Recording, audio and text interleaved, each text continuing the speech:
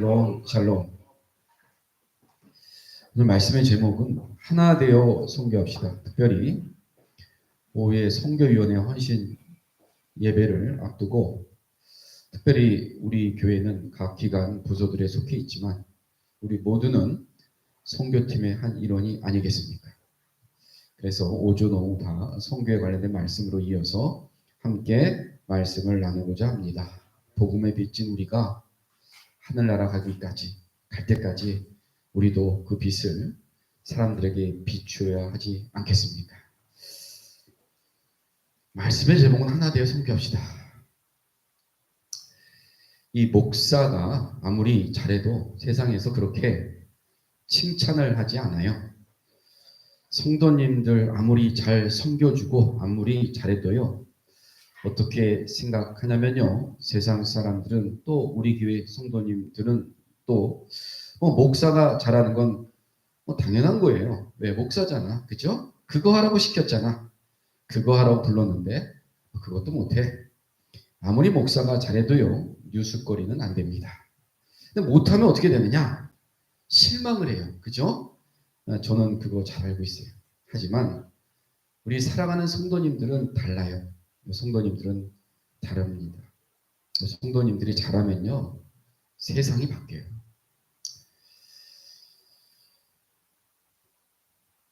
이웃들이 바뀌어요. 성도님들 한 분 한 분이 정말 변화되잖아요. 수많은 사람들에게 선한 영향력을 끼칠 수가 있어요. 이웃들에게 나 때문에, 저 김장로 때문에, 저 이권사 때문에 정말 그 교회 한번 가야 되겠어. 가고 싶어. 얼마나 좋습니까? 성도님들이 본이 되는 삶을 사는 것은 나 혼자만의 삶이 아니에요. 이웃들에게 가장 강력하게 영향력을 미칠 수가 있습니다. 그것이 전도 아닙니까? 그것이 선교입니다. 한국 최초의 교회 이름은 무엇입니까? 우리나라 최초의 교회 이름은 1884년 황해도 장영군 대구면 송천리에 세워진 소래교회입니다. 소래교회. 우리가 특히 이 교회에 대해서 자랑스럽게 생각할 것은 이 교회는 서양 선교사가 아닌 한국 사람의 손으로 세운 아주 그 자생교회였다는 사실이에요. 본래 평안북도 의주 출신으로 만주를 오가는 인삼장수 서상윤이라는 사람이 만주에 갔다가 열병에 걸려서 죽을 위기에 처했을 때 그때가 이제 나이가 30살이었어요. 마침 그 스코틀랜드 의료 선교사 헌터에게 치료를 받습니다. 근데 그 헌터의 동료 선교사였던 존 맥켄타이어와 존 노스 선교사에게 전도를 받아요. 그리고 세례받고 그리스도인이 됩니다. 그리고 1882년 그는 최초의 한글 번역 성서인 누가복음을 갖고 국경을 넘어오다가 체포가 됩니다. 그러나 또 감옥에서 또 운 좋게 탈옥을 해요. 그래서 외가에 있던 마치 황해도 송천에 와서 응거하면서 포교 전도 활동을 시작하죠. 처음에는 친척들이나 동네 사람 몇 또 한 이런 사람들하고 초가집에서 예배를 드렸습니다. 이 초가집에 모인 교회가 바로 한국교회 최초의 교회였던 바로 소래교회입니다. 그러면 유럽 최초의 교회는 어디 교회입니까? 우리 잘 아시죠? 빌립보 교회입니다. 사도행전 16장에 보면 바울 사도가 제2차 이제 전도 여행 중 마게도냐의 첫 성 빌립보에 도착하게 됩니다. 마게도냐면 이제 지금 지도로 보면 그리스죠. 근데 여기에도 이제 우리가 아는 사연이 있죠. 하나님께서는 바울의 선교팀을 그들의 계획과 완전히 다르게 인도하시는 모습을 우리가 보게 됩니다. 바울의 계획은 무엇이었는지는 정확히 알 수는 없었지만 바울과 그의 일행은 이제 드로아로 가는, 그러니까 이제 바울이 이미 지금 안디옥에서 파송을 받아서 전도하던 본거지는 지금의 우리 지도로 보면 터키 지역입니다. 터키 지역이에요. 근데 이제 드로아 쪽이면 터키가 이쪽에 있으면 이쪽 아시아 뒤쪽으로 가면 아시아 아닙니까? 이란, 아프가니스탄으로 이어진 이란 쪽으로 가려고 했어요, 사실은. 그래서 드로아 쪽으로 가려고 아시아 쪽, 소아시아 쪽으로 선교를 해야지. 그랬다면 우리 대한민국이 좀 더 빨리 그죠? 네, 선교가 됐을지도 모릅니다. 그렇게 딱 마음을 먹고 계획을 잡았는데 이 말씀에 보면 성령이 직접 그 계획을 막았다. 우리는 그렇게 알고 있습니다. 하나님의 뜻을 발견하기 위해서 중요한 것은 바울이 계속 기도를 했다는 거죠. 기도를 계속 한 거죠. 근데 이제 바울이 기도 중에 환상 중에 마게도냐 사람을 보게 됩니다. 우리로 말하면 그리스 사람을 보게 됩니다. 우리를 도우라는 말씀을 환상 중에 보게 되고 이것이 결국 기도를 통해서 알게 된 거죠. 이건 성령의 인도구나. 그래서 성령의 인도하심에 따라 에게를 건너서 마게도냐로 갑니다. 그러면 그리스, 바다 건너가면 로마, 그죠? 그 위로 가면 바로 우리가 아는 유럽. 그래서 이제 로마가 이제 우리 기독교를 국교로 정하면서 위로 퍼지는 유럽이 이제 기독교 국가가 되는 그러한 이제 분기점이 바로 여기에 있습니다. 그래서 마게도냐로 가게 됐죠. 여기서 저는 이제 이런 생각을 하게 됩니다. 사랑하는 성도님들 살다 보면 예상치도 않게 성령의 인도하심, 불타는 마음을 줄 때가 있어요. 이상치도 않게 하나님의 일을 하고 싶은 욕구, 또 하나님이 인도하심, 성령님 인도하심, 뭐 이렇게 있습니다. 근데 오늘 제가 이 말씀을 드리면서 성도님들한테 말씀드린 것은 성령의 인도하심을 특정한 방식으로 제한할 필요는 없구나. 다 인도하시는. 오히려 주목할 것은 바울이 참 놀라운 것은 뭐냐면 이러한 방식에 굉장히 익숙해져 있는 거죠. 본인이 계획을 세우고 기도를 하는 거예요. 그리고 성령님이 인도하시면 내 계획을 수정하고 성령님 인도 따라. 그러니까 이런 게 아주 익숙해져 있던 것 같아요. 바울이 하나님의 인도하심에 따라 움직이는 것들을 이 저자 누가는 전혀 낯설지 않은 방식으로 사도행전 16장 기록을 합니다. 왜? 항상 이렇게 해왔기 때문에. 네, 또 이렇게 하는구나. 하나님 말씀하셨구나. 그래서 그걸 아주 익숙하게 낯설지 않은 방식으로 이 기록을 한 모습이 있습니다. 이렇게 해서 이제 마게도냐로 딱 들어왔는데 첫 번째 성이 바로 빌립보가 됩니다. 빌립보에 와서 이제 안식일이 됐어요. 기도처를 찾았습니다. 어디 가서 기도할까? 저 강가에 가서 기도해야지. 좀 조용한 곳, 사람이 없는 곳. 그래서 기도처를 가는 도중에 강가에 갔다가 소아시아에서 온 누구를 만나게 돼요? 로디아를 만나게 됩니다. 근데 앞에 자주장사라는 말이 있어요. 그 당시에 자주색 하면 우리는 이제 떠오르죠. 자주색 옷하면 이 옷 때문에 굉장히 고난을 받았던 요셉을 기억하죠. 요셉이 무슨 옷을 입었다? 채색 옷을 입었다. 엄청나게 비싼 옷이. 엄청나게 비싼 옷이. 그거를 입혔기 때문에 얼마나 질투를 당했습니다. 그리고 부자와 나사롯의 그 비유를 보면 부자가 채색 옷을 입었다는 얘기가 나오죠. 그러니까 이 채색 옷, 이 자주색은 그 당시 굉장한 부의 상징이에요. 로마 귀족, 왕족들이 입어도 못 갑니다. 이거를 팔았던 사람입니다. 굉장한 물질적으로 부유했다고 볼 수가 있습니다. 이 자주색 염료는 그 당시에 무렉스라고 하는 바다 달팽에서만 얻을 수 있어요. 바다 달팽에서 도대체 얼마큼 뽑아서 염료를 만들어야 옷 하나를 만들 수 있겠어요. 뭐 상상을 초월하게 비싸고 귀했다. 그래서 자주장사 루디아를 만났다. 좀 부유한 여인이었구나 라는 생각을 하게 돼요. 그래서 전도를 하게 되고 루디아 집에 들어가서 그의 가솔들 이제 가족들에게 침례를 다 주고 그의 집에서 모임을 시작하는 거죠. 이 루디아 집에서 모인 교회가 바로 유럽 최초의 교회인 빌립보 교회입니다. 빌립보 교회죠. 그 후에 이제 주후 61년에서 62년 바울이 전도하다가 이제 투옥이 되죠. 로마 가이사의 재판을 받기 위해서 로마 감옥에 갇힙니다. 세월이 좀 흐른 후에 이제 가이사의 재판을 받기 위해서 로마 감옥에 갇혔죠. 우리가 빌립보서를 옥중서신이라고 하죠.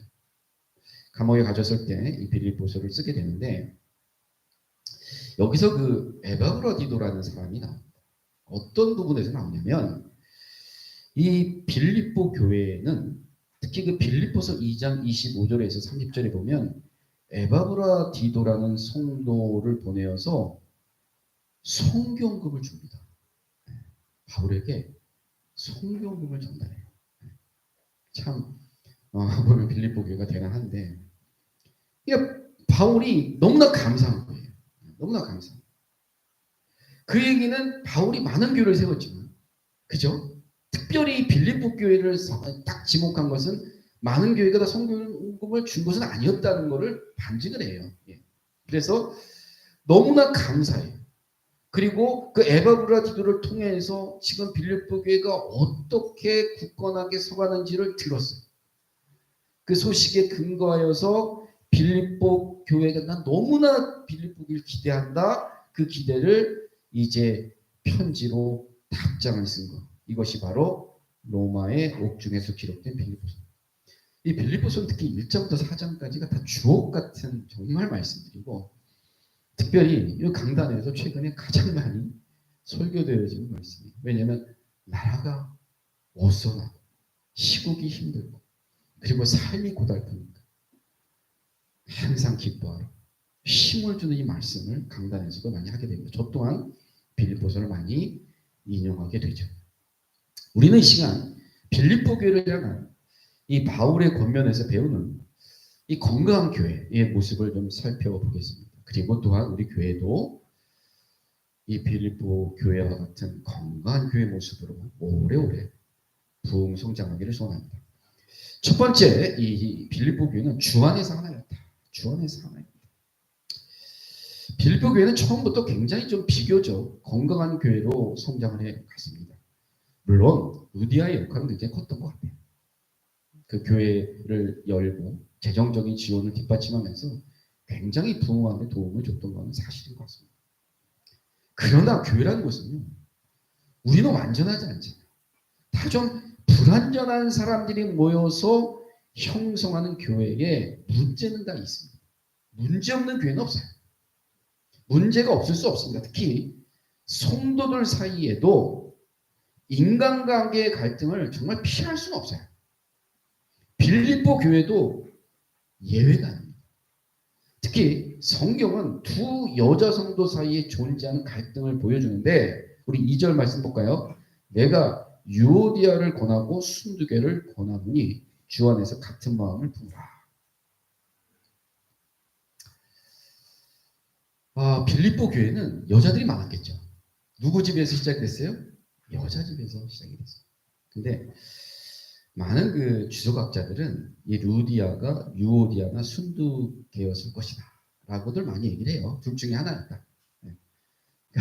루디아가 원래 이름이 유오디아나 순두개였지 않을까라고 많은 학자들은 이야기를 합니다. 충분히 일리가 있는 얘기인 것 같아요. 사실은. 그래서 루디아의 집이 시작됐기는 여성 성도들의 영향력은 처음부터 굉장히 컸을 것이라 생각을 하게 됩니다.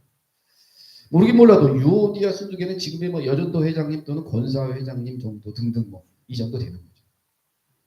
바울은 그들에게 주 안에 좀 같은 마음을 품으세요 하고 권면을 해요. 왜 그렇게 얘기했는지 우리는 감이 옵니다. 그죠? 교회를 하다 보면 이게 같은 마음 품기가 쉽지 않은데 제발 주 안에서 좀 같은 마음을 품으세요. 당신들의 열정, 하나님을 향한 그 믿음 다 합니다. 근데 좀 같이 좀 봅시다. 왜?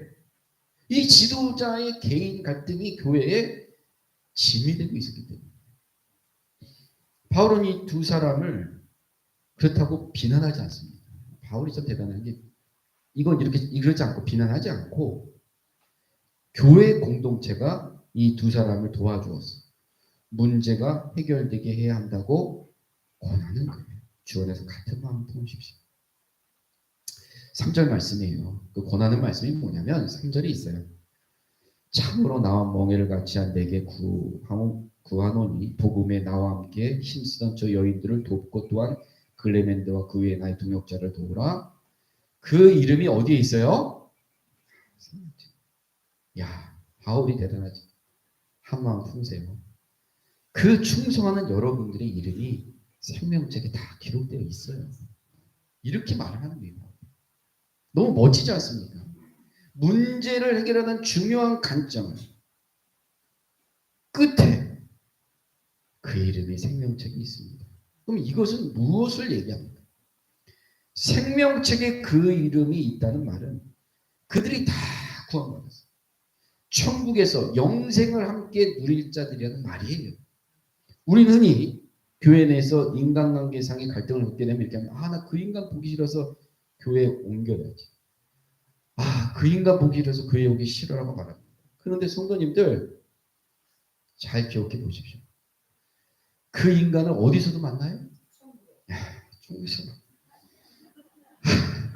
영원토록 봐야 돼요. 영원토록. 네.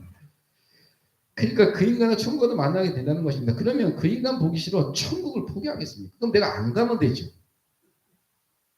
그럴 수는 없죠. 그러면 아예 지금부터 그냥 마음을 다 고쳐 먹으라는 거, 바꾸시라는 것입니다. 그냥 여기서부터 좀 사이좋게 지내시라는 말씀이에요. 우리가 서로 기질이 달라요. 살아온 환경도 틀리고 상황도 틀려요. 그러니까 생각이 당연히 다를 수가 있죠. 그러나 그 전에도 우리가 여전히 하나됨으로 우리가 이 교제를 할 수가 있습니다. 그 방법이 사실 빌립보서 2장 1절부터 11절에 잘 나와 있어요. 성도님들이 댁에 가셔서 그 말씀을 한번 읽어보시기 바랍니다.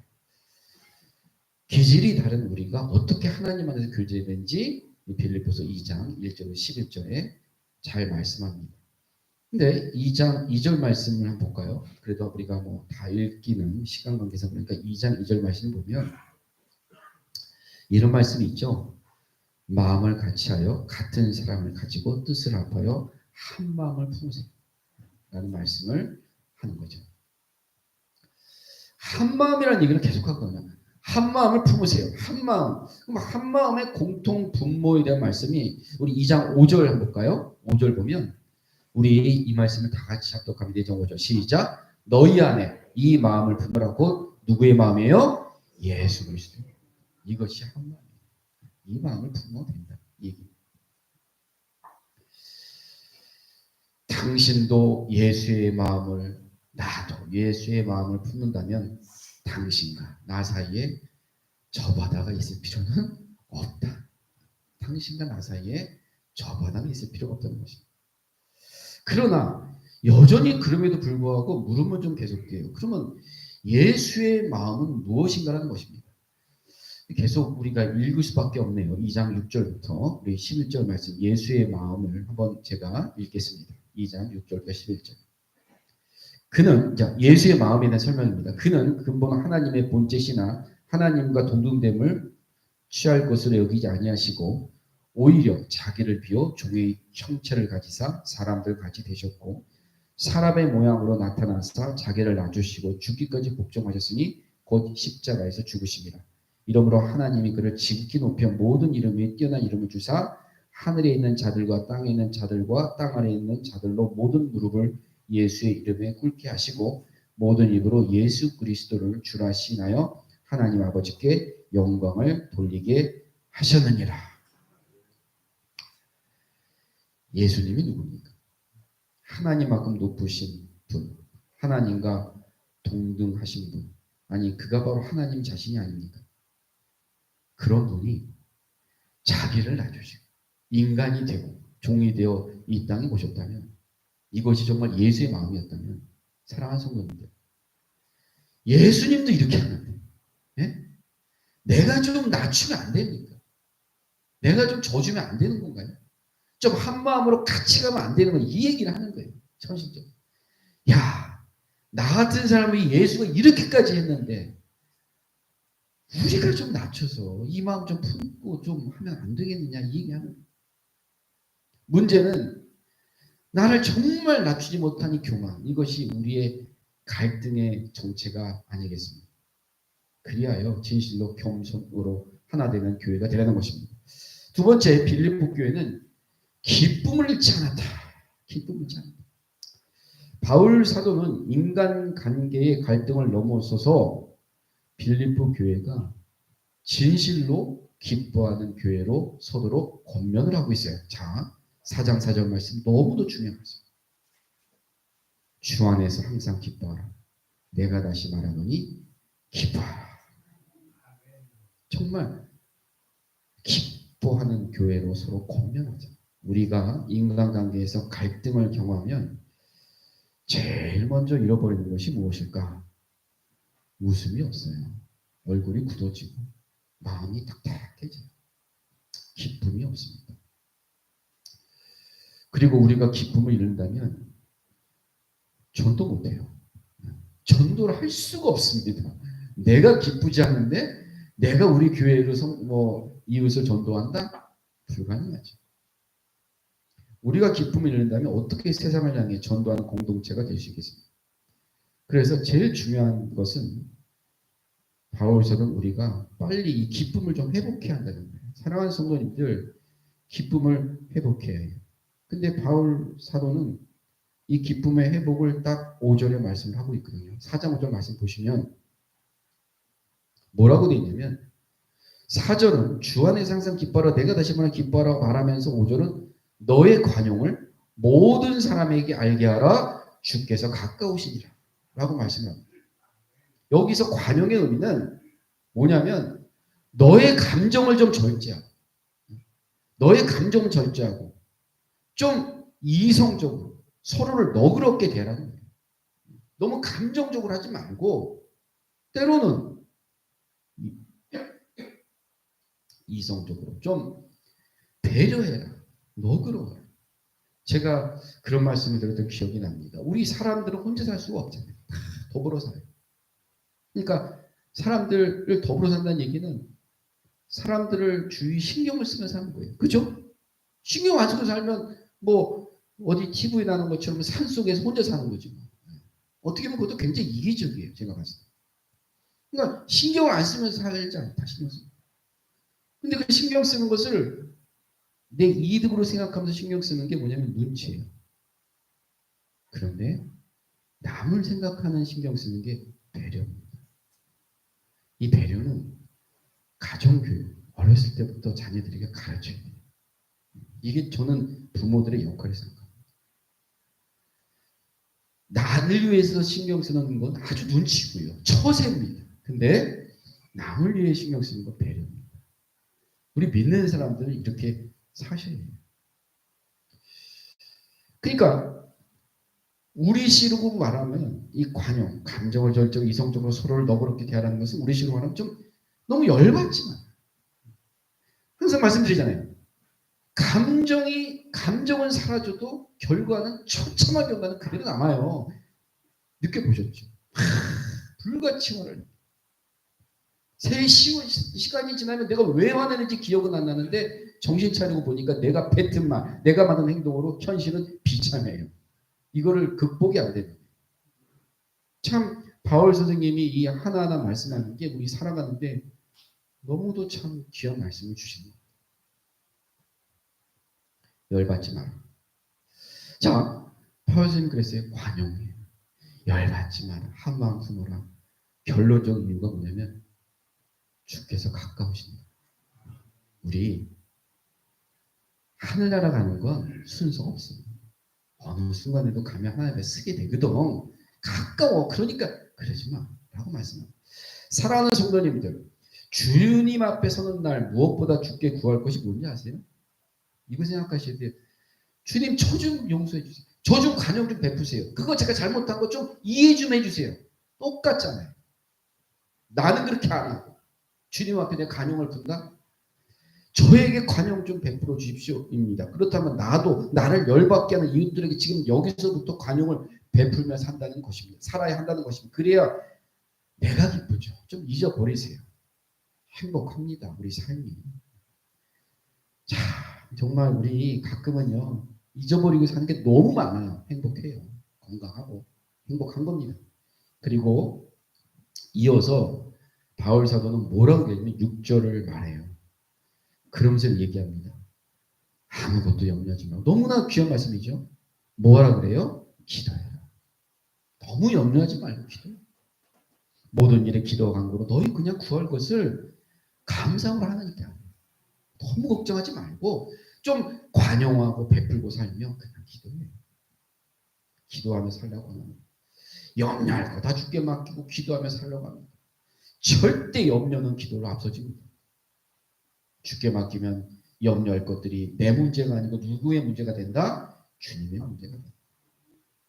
그것이 염려를 이기는 길이요 기쁨을 잃지 않는 삶의 비밀이요 그것이 바로 주 안에서 기뻐하는 삶의 방법입니다. 다시 4절 보니까 주 안에서 항상 기뻐하라 하셨죠. 여기서 이 바울은 특히 주 안에서라는 말을 참 썼어요. 그냥 기뻐하라가 아니라 주 안에서 기뻐하라. 그게 무슨 말이냐면 우리가 어떤 상황, 어떤 환경 속에서도 주 안에 있음을 기억하신다면 내가 막 어떤 상황에 처해도 나는 주 안에 있어 기억한다면 그리고 기도하며 나간다면 주님을 사랑하는 모든 자들에게 모든 것이 합력하여 무엇을 이루게 하십니까? 선을 이루게 하십니다. 좋으신 하나님. 그래서 우리를 둘러싸고 있는 아직은 어두운 이 상황 속에서도 여전히 기뻐 여전히 찬양할 수 있는 것입니다. 저는 이것이 주 안에서 기뻐하라 항상 기뻐하라는 말씀의 참 의미라고 믿습니다. 바울 사도 자신이 비록 로마의 지하 감옥에서 이 편지를 쓰고 있지만 이 편지를 받는 빌립보 교회 성도들은 정말로 주 안에서 행복하고 기쁘게 사는 모습을 그리면서 쓰고 아마 웃으면서 쓸 거예요. 얼마나 기뻐요. 그러면 이 바울이 자신이 그러면은 행복하지 않고 감옥에서 처참하게 힘든 생활을 하고 있는데 기뻐하라고 썼겠습니까? 아니거든요. 바울 기뻤으니까 썼을 거 아닙니까? 이렇게. 그래서 자신이 행복하지 않는 자신 안에 기쁨이 없는 일이 어떻게 그 주변 사람들을 변화시킬 수가 있겠습니까? 바울이 보고 싶었던 교회, 성도들, 그들을 둘러싼 현실과 상관없이 하나님의 주권과 섭리를 믿음으로 감사하고 행복하고 기뻐하는 공동체였던 것입니다. 오늘도 변함없이 주께서 기대하는 교회의 모습은 기뻐하는 공동체. 그래서 우리 교회가 계속 행사를 많이 했어요. 참 그냥 즐거웠던 것 같습니다. 그래서 지난주에 가만히 강단에서 성도님들 보면서 야 우리 7월에 수련회를 한번 가야겠다. 멋지게 한번 수련회 가서 우리가 바베큐도 구웠어. 수박도 먹고 게임도 한번 하루를 온종일 주님과 함께 보냈으면 좋겠다. 어떠세요? 좋으세요? 예. 그래서 야 너무나 재밌겠다라는 생각을 한번 하고 있습니다. 그럼 또 이제 계획하고 또 준비를 하겠습니다. 7월에 또 그렇게 우리 교회가 야외를 통해서 기뻐하고 하나님 안에서 하나가 되는 모습이 됐으면 좋겠다 그런 생각을 하게 되었어요. 자 마지막으로 빌립보 교회는 기꺼이 선교에 참여했습니다. 이 빌립보 교회가 참 대단한 것이 이 부분이에요. 오늘 특별히 오전으로 선교에 관한 말씀을 제가 함께 나누는데 바울 사도는 굉장히 이 부분이 조심스러웠어요. 이 말씀을 읽다 보면 헌금을 받아서 감사하다는 이야기를 쓰면서도 이게 다른데 부담을 줄 수도 있겠다는 생각이 들었던 것 같아요. 그래서 굉장히 물질적인 부분은 굉장히 조심스럽잖아요. 그래서 읽어보면 굉장히 바울이 조심스럽게 쓰고 있다는 생각이 들어요. 한번 우리가 보겠습니다. 자, 바울 사도는 빌립보서신 이게 지금 4장 마지막이잖아요. 마지막에 그러니까 1장, 2장, 3장을 쭉 쓰다가 마지막에 고맙다는 얘기를 해요. 헌금을 준 거를 가장 마지막. 그러니까 이 이야기를 이제 쭈뼛 오다가 마지막에 씁니다. 이 이야기를. 근데 성경은 내 힘만으로 되는 건 아니잖아요. 분명히 물질이 들어갑니다. 자, 마지막 부분에서 이 교회 성도들의 선교 정신을 칭찬하며 감사하는데 우리 15절 말씀을 보면 4장 15절 빌립보 사람들아 너희도 알거니와 복음의 시초에 내가 마게도냐를 떠날 때에 주고받는 내 일에 참여한 교회가 너희 외에 아무도 없었다. 아무도 없었다는 얘기를 해요. 먼저 주고받는 일이라는 게 뭡니까? 성경을 주고. 그럼 바울은 바울이 준 것은 뭐예요? 복음이고. 그러면 바울이 받은 것은 무엇입니까? 복음을 받아들이고 구원을 경험한 빌립보 성도들이 기뻐하면서 바울이 빌립보를 떠날 때에 이 소중한 복음을 더 많은 사람들에게 전하도록 바울에게 성경복음을 전하라. 성경복음을 전하라. 그런데 한 번으로 끝나지 않아요. 이 빌립보 교회가. 우리 교회도 한 번 지금 성교를 하면 끝까지 가잖아요. 끝까지 갑니다. 뭐 그리고 성교 복을 받고 그렇지도 않습니다. 그냥 같은 마음으로 갑니다. 보시면 16절 말씀 보면 데살로니가 있을 때도 너희가 한 번뿐 아니라 두 번이나 나의 쓸 것을 보냅니다. 한 번 보낸 건 아닙니다. 그러니까 빌립보 교회는 지속적으로 바울 사도의 성교를 물질적으로 지원하고 도왔던 것입니다. 바울은 18절 말씀을 보면 내게는 모든 것이 있고도 풍부한지라 에바브로디도 편에 너희가 준 것을 받음으로 내가 풍족하니 이는 받으실 만한 향기로운 제물이요 하나님을 기쁘시게 한 것이라. 빌립보 교회 성도들의 헌신에 대해서 하나님이 받으시기에 기쁜 것이다 라는 얘기를 합니다. 그러나 사려 기뻤던 바울은 이렇게 빌립보 교회 성도들을 격려하면서도 이런 칭찬이 또 다른 성경금을 요구하는 것으로 오해되거나 그렇게 비치지 않기를 원하는 모습이 17절에 나와요. 뭐라고 말하냐면 17절에 내가 선물을 구함이 아니요 오직 너에게 유익하도록 풍성한 열매를 구합니다. 내가 물질을 원하는 게 아니라 드리는 너희들이 또 풍성한 열매를 맺기 위해서 기도하는 것이다. 부담스러웠던 것입니다. 바울이 기뻤던 의도는 단순했습니다. 복음을 듣고 믿은 빌립보 교회 성도들이 이제 바울의 선교 사역을 도울 생각을 한 것은 신앙이 어떻게 된 거예요? 좀 더 성숙된 그리고 그것이 열매를 맺혔다는 것을 뜻하는 것입니다. 바울은 그것이 너무나 기뻐 너무나 대견하고 감사했던 것이었습니다. 선교야말로 우리의 신앙 성숙이 가장 분명한 열매인 것입니다. 우리가 이 말씀을 듣고 조금이라도 선교 헌금에 선교 기도에 동참했으면 좋겠습니다. 큰 금액이 아니지만 우리의 마음이 부모의 일방적인 은혜를 받고 자란 우리 자녀들의 성숙의 증거가 무엇입니까? 이제 부모에게 받은 은혜를 깨닫고 부모 생각할 줄 알고 부모에게 감사할 줄 아는 마음이 아니겠습니까? 자녀에게 뭐 작은 선물 받고 기뻐해 본 적 있으시죠? 그것이 뭐 대단한 선물이어서 부모가 감격하나요? 아니죠. 그냥 부모 생각할 줄 아는 그 성숙한 마음이 대견하고 기뻐서 그런 것 아니겠습니까? 바울의 심정이 딱 이랬던 것 같아요. 바울의 심정이 그랬고 하나님의 심정이 그러지 않았겠습니까? 그렇다면 언제까지나 주께 복을 구하고만 살겠습니까? 주세요. 그러면 이제 우리의 믿음이 우리의 신앙이 좀 하나님이 좋아하시는 그 성교 구령 사업에 좀 헌신할 때도 되지 않았습니까? 이것이 세서보 중앙교회가 사역으로 선교를 강조하고 구제를 강조하는 이유인 것입니다. 아니면요 우리들의 모임이 단순한 친교 파티로 끝날 수도 있기 때문이에요. 사실은. 그러나 자 루디아 집에서 시작된 진지한 선교 헌신 그렇게 선교 헌금을 받았기 때문에 바울이 선교팀을 이끌고 어디로 갑니까? 전 로마 유럽으로 가지 않습니까? 마침내 유럽 대륙을 전체 복음화 위대한 유럽 기독교 문명의 기초를 만든 놀라운 미래를 가져온 것입니다. 저는 오늘 말씀의 시작을 한국 최초의 그 소래교회 이야기로 시작을 했습니다. 소래교회는 개척 2년 만에 교인이 70명으로 늘어갑니다. 예배 장소가 좁아지자 1895년 다 제가 이 교회 우리 연보 기록된 거에서 제가 찾아서 발췌해서 말씀드리는 거예요. 이게 이제 교회가 커지니까 이듬해 8칸을 더 늘려요. 그래서 16칸에 32평입니다. 커요.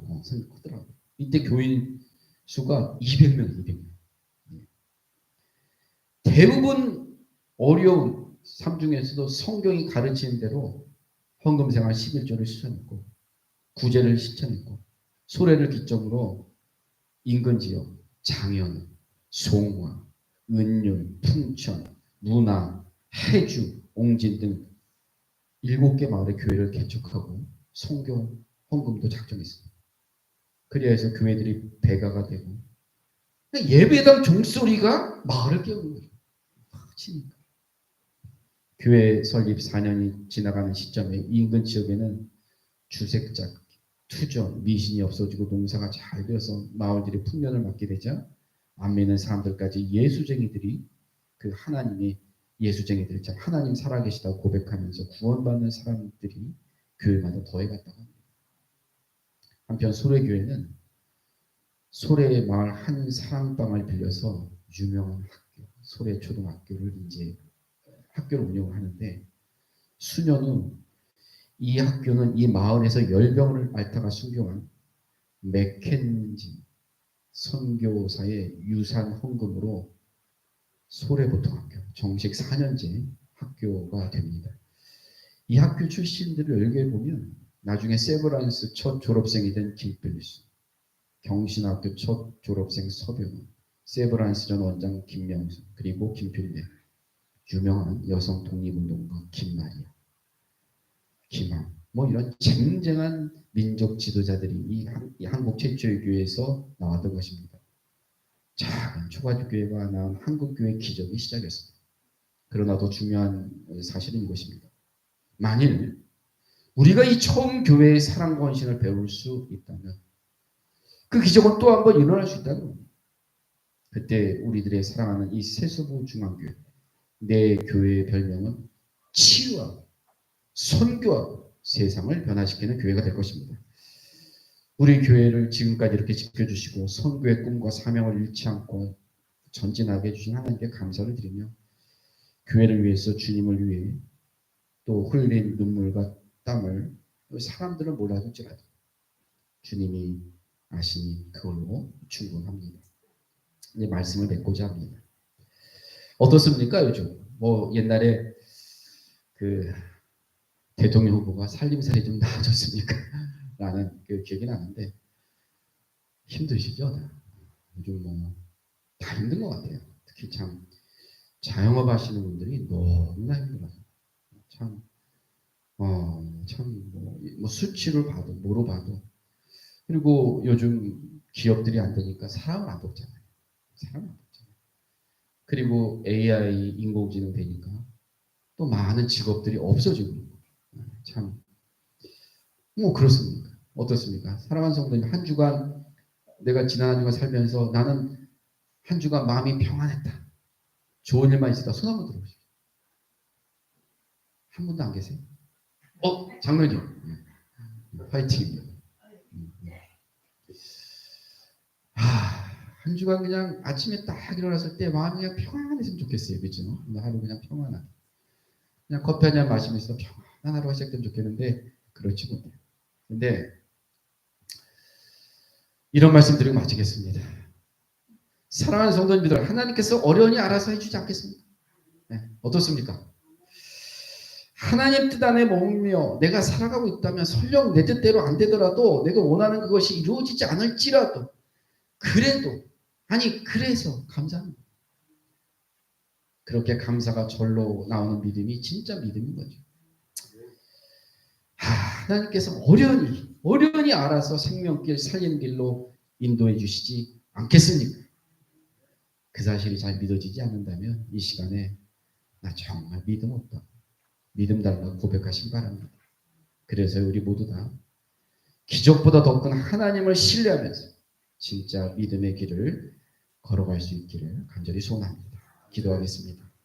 주님, 우리가 머무는 이 자리에서 세계 선교를 향한 마음을 품게 하소서. 우리 교회가 기도로 물질로 사랑으로 선교하는 공동체가 되게 하시고 땅끝까지 복음을 전하는 일에 주님의 통로로 사용되게 하시옵소서. 주의 지혜와 인도하심으로 선교 사역을 잘 감당하게 도와주시옵소서. 예수님의 이름으로 기도드립니다. 아멘.